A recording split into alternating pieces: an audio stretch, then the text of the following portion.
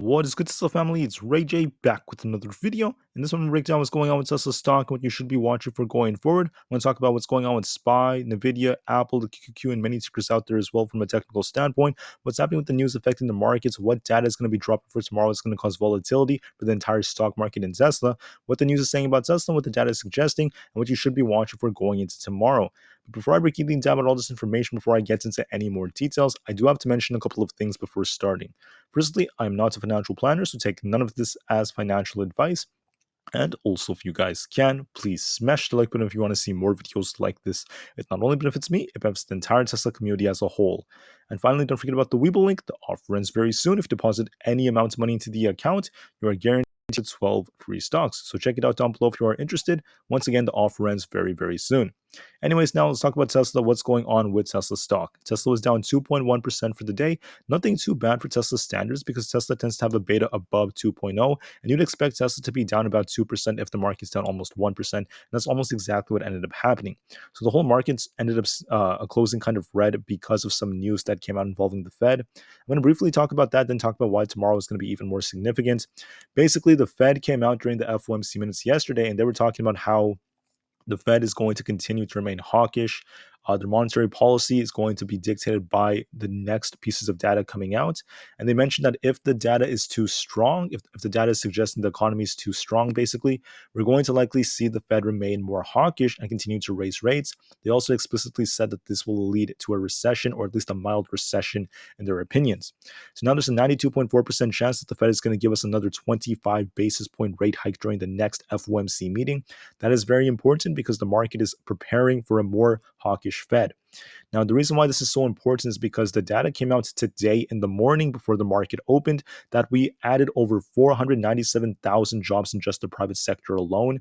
And that's so important because this was actually led by leisure and hospitality with over 232,000 just from those alone for the new hires. That's well ahead of the 267,000 gain we got from May. So what this basically tells us is the jobs market has some strength. We're still adding more jobs, at least according to the reports, and this was more than double the expectations. Why is this important? Because the Fed is going to be looking at data like this, and if the jobs market is too strong, they're going to be incentivized to start raising rates even more and to become a lot more hawkish. Now, going into what the market ended up doing with Jerome Powell and all these other individuals coming out and just repeating the same things, right? When they keep repeating the same things, the market will still move because of the fact that there's a lot of manipulation to it. And we tend to see things like the Fed be used as an excuse for them to move the market in certain ways. Yesterday, they basically pumped the markets at the very end. The market was holding up, not really giving us any true signals of this happening.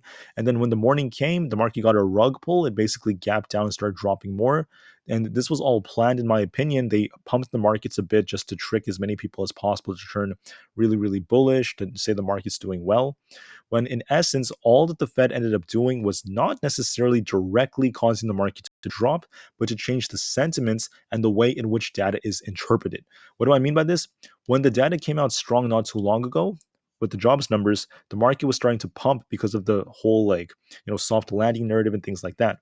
Now when we're getting strong data, the market's interpretation has changed. The market is now going to look at strong data as a bad thing, just like how people were saying good news is bad news and bad news is good news.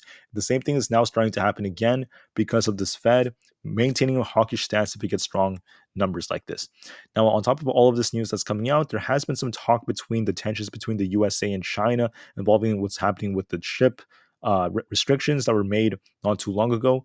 And this has been making a lot of headlines affecting lots of Chinese tickers and some other tech stocks out there that are affiliated with China. It's worth noting, so please remember this if you are trying to trade like Nvda and AMD to slow down their price performances to some degree. But things could change depending on the data tomorrow as well. It's just worth noting. So before I talk about the data for tomorrow, let me just note that we had Levi's reporting earnings.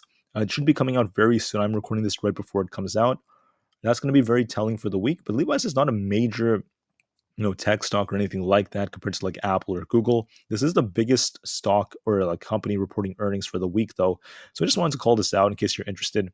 For the data for tomorrow, I just want to remind you guys, tomorrow in the morning at about 8:30 a.m. Eastern time, we have more data dropping. We have the non-farm payrolls coming out. We want this to be very close to the consensus at the very least. And if anything, it's going to be important, but not as important as the unemployment rate. This is going to be very, very important data for tomorrow. The unemployment rate is supposed to be at 3.7%. That's what the forecast has to be.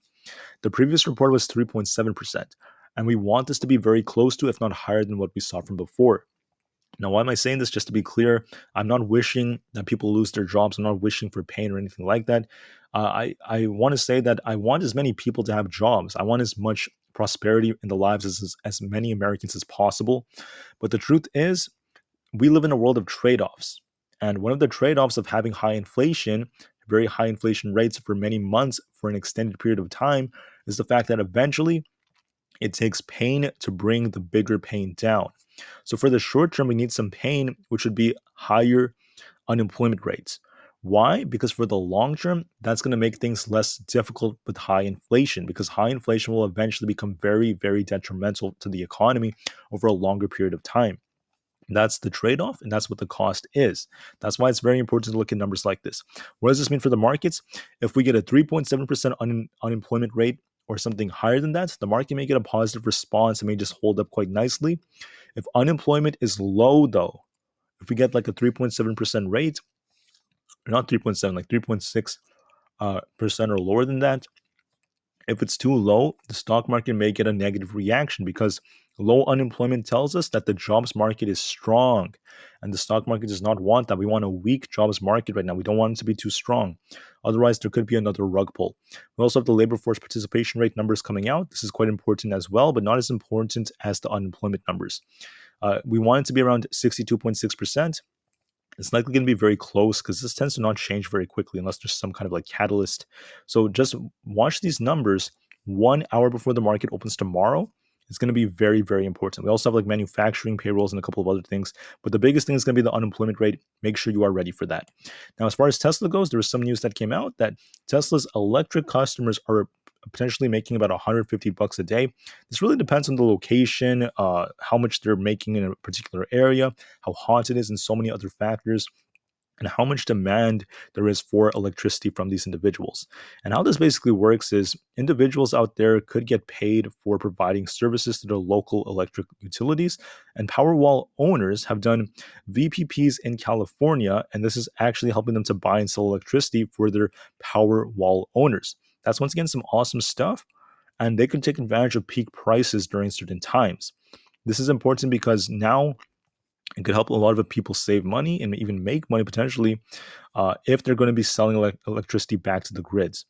Now, this is good news. This really does incentivize more people to buy these power walls and to even buy Teslas in general.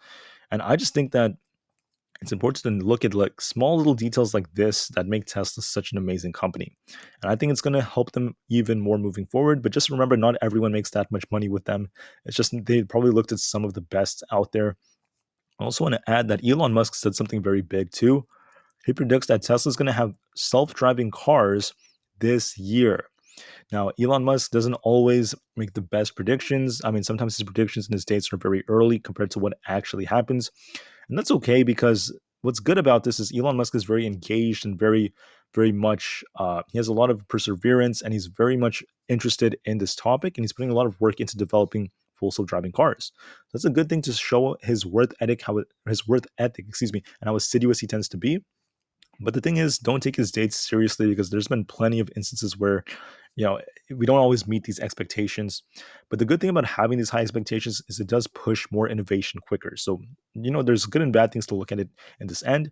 But if he is truly correct, this would be very bullish news for Tesla, just hypothetically. If he is right, that would be very bullish news. We will wait and see this year if we truly get self-driving cars. Musk is saying that they're on the verge of delivering fully driverless cars this year to people when it comes to deliveries. And if it happens, that would be awesome. If it doesn't happen, then it is what it is, right? But nonetheless, this will eventually develop for Tesla, and that's still bullish for the long term. Now, when it comes to their model listings, just very briefly, I'm going to go over this. The Model 3 is dropping. So is the Model Y by a lot. So there's some of their most popular models are dropping, but the Model X has the highest inventory compared to the others, and the Model S is starting to go up a little bit. So overall, not too bad as the overall inventory levels are lower than many other phases. But going forward, we want to see it maintain these low levels in inventory because more of sales are needed for Tesla, especially as we approach the end of the quarter. 120 million was the volume, which is well below what the average was. So Tesla's lacking volume right now. It's not really in a high volume state. But I believe volume will return once we get closer to earnings, which is going to be in just under 2 weeks from now. And on top of this, the short volume on Tesla started to go up again. We saw a lot of dark pool volume on Tesla, which showed lots of manipulation for the day.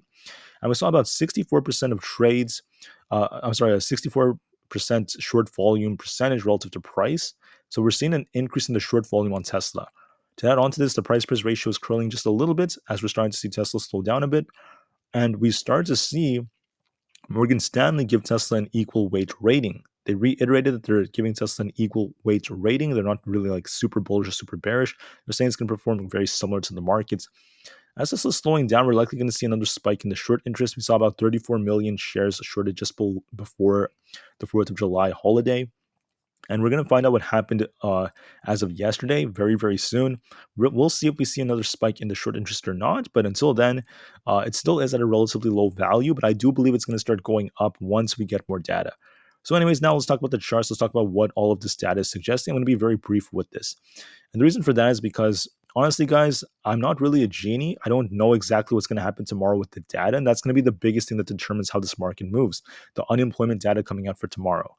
So with that said, if the numbers end up helping Tesla and the whole market pump, okay, that's a real possibility. We want to see Tesla break above 278 as resistance. If that happens tomorrow and the data is once again pretty decent, once again we get an unemployment rate at 3.7% or higher, we're likely going to see Tesla try to make an attempt to get to about 278. And if it does that, we have this imbalance up here around this like 280 area. If we manage to break both of these resistances and get above the 50 EMA on the 30 minutes time frame, there's a good chance this is going to push up for about 278 to 280. And if we break that, we're going to fill the gap up to about 283. So it's going to be a very nice move to the upside if Tesla manages to achieve that.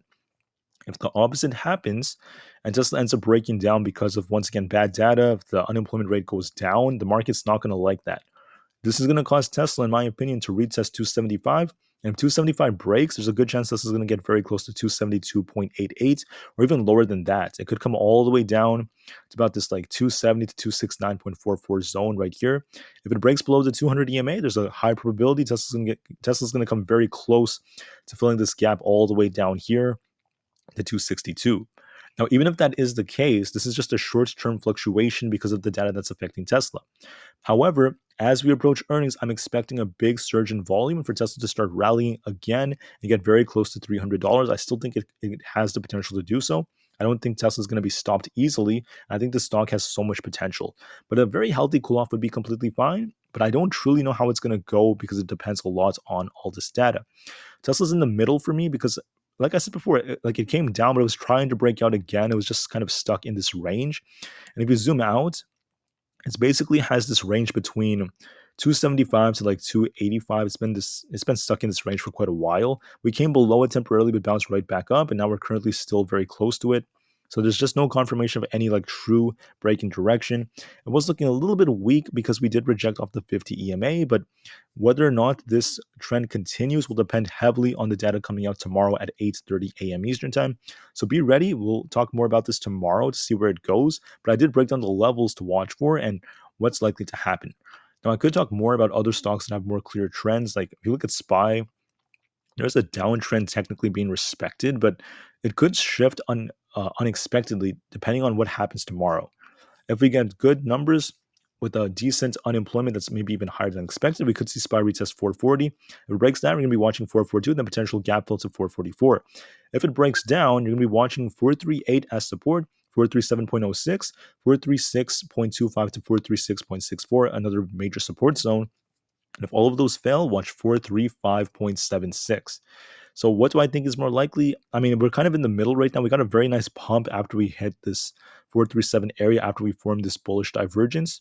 There's a good chance this thing might try to rebound and try to get above 440, but we have to watch for confirmation to get it. I don't know what the data is going to tell us, but I can tell you that if we hold above 440 tomorrow, then there's a chance it's going to try to test 442. If it breaks that, we could fill the gap much higher. I'm leaning in the direction that's going to try to make an attempt to test 440, but we'll have to wait and see how the numbers look tomorrow. For Apple, if we get some bullish numbers, you're going to be watching 192 as resistance. That's where we have this imbalance. If it manages to break above 192.35, watch 192.98. If it breaks that, watch 194 as the next very important zone, then 196. If it breaks down, depending on the data, we're going to see 191.16 be tested, 190.36, 189.21, then 188.5. How is it looking from a technical standpoint? As of right now, Apple's looking more bullish. It's looking more bullish. It looks like the odds favorite trying to get to about 193. But like I said, I don't really want to count on technicals overnight because technicals are not always everything. They tend to work very well intraday and they're typically correct, but not always. Sometimes unexpected pieces of data could come out. That's why I'm always open minded. So I am mentioning that it's more bullish from a technical standpoint, but that does not guarantee anything until we get some more data. For the triple Q, if you're bullish on this thing, it has to break above 368. If it breaks that, watch 370, 372, then 372.8, and then 374. If it breaks down, you're going to be watching support around this 36. First off, 367.05 has some support. If it breaks below that, watch 365, 364.5, 363. Then the low 360s after that is going to be the next zone to watch for. What does this look like? It looks like it's trying to reject off this 50 EMA, but it has some strength. It looks like it may establish a higher low and just try to continue to uptrend. So it's kind of in the middle for now, but like I said, it all depends on the data. With Nvda, watch the Chinese news that's coming out about any regulations. So that's going to be very important. But you could argue that Nvidia has very mixed signals. Some could argue that there's like a head and shoulders forming on it. Others could argue that there's an inverse head and shoulders that's much larger. There are two ways to look at it, but what's good about Nvidia is it's trying to hold above important resistance. If you're bullish, you want to see this thing hold above 421. If it does so, watch 423.5. Then after that comes this imbalance up here to about this 426 level, then potentially 430. If it breaks down, confirmation of a breakdown is going to be 419, a break below that, and it's going to come all the way down to this like 418 level, then potentially down to about 414. In my opinion, however, I'm kind of in the middle with it. It was looking more bullish before, but the problem is now with all this data coming out involving China, I'd be very careful. And then we also have to wait for the unemployment numbers for tomorrow. My gut tells me that it might be a little bit better for Nvidia. Nvidia might try to push up again to this imbalance, try to make its way up to about 426 because there's a possible inverse head and shoulders, but I don't want to count on that either because, like I said before, data is going to be the biggest thing. But I would say that it's a little bit more likely that's going to happen, right? Microsoft is showing some strength. If you're bearish, you want to see it break below 340, then it's going to test 337, and after that comes 335. If you're bullish, you want to see this thing break above, basically hold above 340 and start pushing for this 342.99 range. If it breaks that, it's going to be on its way to about 345. What does it look like? From a technical standpoint, it looks more bullish right now, making higher highs and higher lows. So the odds do favor upside, but like I said before, the data is going to be very telling for tomorrow. Now for AMD, just like NVIDIA, it's very mixed because of all this data that's dropping. Make sure you watch it carefully. But from a technical standpoint, it looks like there's an accumulation right here. It looks more bullish technically because it looks like we formed a nice bullish divergence, got a nice bounce. We are trying to break to the upside. If it breaks to the upside, watch this imbalance up here around this 116 area. That's going to be the more bullish case. The more bearish case would be a break and a retest of like 110. If that fails, watch 109, then 107. It is looking more bullish, though. It looks like it's going to try to make its way up to about 115. But just to be safe, watch the data just in case. For Netflix, it's the same thing. It is looking a little bit better in a way. Actually, it's kind of mixed right now. It's trying to break above the 50. It failed to do so far, but it's also trying to hold above the 200 EMA at this 436 area. Whichever direction it breaks in is going to determine which way it goes. If it breaks below 436 or the 200 EMA, it's going to come down to 430. If it breaks above 440, it's going to try to push up for 444. We will see what the data causes, but just watch it carefully. The Nasdaq looks like it's at a very critical level. If it breaks above the 50, we could see this thing push up to fill the gap. If it fails to do so, it's going to come down to about 13,500. Watch the 200 as support and see if it can break above the 50. If it manages to do so, it has a good chance of trying to push up more, and that's going to lead to more upside, and the markets will dictate that. For SPX, if it breaks above the 50 at this 4420 area, it's going to try to make its way all the way up to fill this gap, likely to come very close to doing so. I could see it get to 4440 at the very least if it does manage to do that. If it rejects off this 50, depending on the data, watch 4385 to 4379 as support. If that fails us, we could have more downside. Other than that, the SQQ is looking like normal, but the dollar is very flat. It's not really doing anything. It's also red with the market, which is not normal. Typically, more than 80% of the time, the dollar is going to be green when the market's red, but it's very manipulated right now. There's also a lot of stuff going on overseas, which is affecting it, and not to mention the Fed. For Coinbase, this is once again very mixed. If it's bearish, you're going to be watching this thing retest the 76 support zone. If that fails, watch 74.5, 73.41, and 72.5. If you're bullish on this thing, you want to see this thing break above 80. And what does it look like? I think it's looking like it wants to test 80, which is where we have this imbalance. There's a good chance it's going to try to test 80 tomorrow. But just to be safe, let's watch the data and see how it reacts to it. But like I said before, it looks a little bit more bullish. It looks like it wants to test 80. That seems more likely. For Google, for the long-term investors, you're going to be watching earnings on this thing, but for now, it's very sideways, very, very choppy, not really doing much. If you're bullish, you want to see it break above 121. If it does so, watch this gap resistance at 122. If it breaks that, we can see 123, about the 123.37 zone around there if it manages to break above that. If it breaks down, you're going to be watching the support at 119.25. If that fails, let's watch 117. What is this looking like? It's looking a little weak today. I tried to push up and just got rejected off the 200, still below these two EMAs. So the odds favor maybe a 119 retest. But just to be safe, technicals are not everything, as the data is going to dictate this a lot more. Amazon's also very boring because when you zoom out of Amazon, this is what Amazon's been doing for the last few months. Not months, sorry, like last couple of weeks. You could see it's just been going back and forth and back and forth. But if Amazon rejects and breaks below 127, we're going to see more action. It's going to come all the way down to 124 to 125. This zone down here where we saw lots of chop, it's going to come all the way down there if we break below 127. If we break above 129, we could push for 130 to 131.85 if we break above that. What looks more likely is looking a little weak. So the odds do favor this thing maybe slowing down, but we need confirmation, which would be a break below 127. For now, we're just going to have to watch it because it is technically still in its range. I mean, there's no confirmation of that happening. Just like how right here it looked like it was kind of weak, but it ended up bouncing.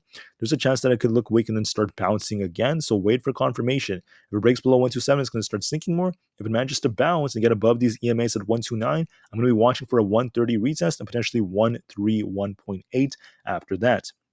I'm in the middle with Amazon, like I said, but it is looking a little weak as of right now. This could change depending on the data for tomorrow. Same thing goes for Meta. If Meta does break below 290, you're going to be watching 287 and then 285, which is where we have this imbalance. If it manages to bounce, you'll be watching a break above 293. If it breaks down, watch 295, which is where we have this other imbalance. And then it could push all the way up to about 298, and then 300 if we manage to break this, because we have this previous high right here. So these are your ranges on Meta. How is it looking? It looks more bearish from a technical standpoint right now. It doesn't look bullish. It's been selling off quite a bit. If it truly does break below 290, that's going to depend a lot on the data. Then we could see it start dropping more. So when it comes to Tesla and all these different things, if you're curious about is Tesla filling the gap, there's no confirmation just yet, but I'd be very careful. For now, we're going to have to wait and see if the data gives us any confirmation of Tesla bouncing or if Tesla does continue to break down. I'm going to be very patient with this. I would be fine if Tesla filled this gap, because if it fills this gap and then bounces later on over the next couple of trading days, it could always make its way back up to break these highs. Why? Because earnings is around the corner. And Tesla tends to get very much lots of hype approaching earnings. Investors tend to be very enthusiastic, very, very excited and jubilant as we approach Tesla's earnings. So be on the lookout for all these different levels and watch the data coming out for tomorrow morning. That's going to determine how most of these stocks move. I apologize for not being as fixated on one direction for most of these stocks, because I can't really predict the data. But I did tell you guys what's more likely looking at the current technicals for a lot of them, from like Meta to like Amazon, etc. So watch these all very carefully. Okay, watch support and resistance. For Tesla, once again, don't forget to watch 275 as a very important level. And then below that, you're going to be watching this 269 to 270 area. If it breaks below that, it could have more downside. So watch it all very carefully if it does want to fill this gap or not. If it manages to hold, the data could determine that. Any break above 278 would turn more bullish, and it could get a retest of 280. And if it manages to break 280, the gap is up here on Tesla. I just want to remind you guys about this other gap up here around 283. Both of them are possible, but like I said before, I'm always going to be unbiased during a day like this because we don't know what the unemployment numbers will tell us. So we'll see tomorrow morning. All right. So thank you for listening. Have a great day, everyone. I'll see you guys very soon for tomorrow. Thank goodness it's Friday tomorrow. It's been a long week, a very crazy, hectic one. I'll see you guys very soon. Tesla to the moon alongside the whole market as the long term is very bright. And peace out.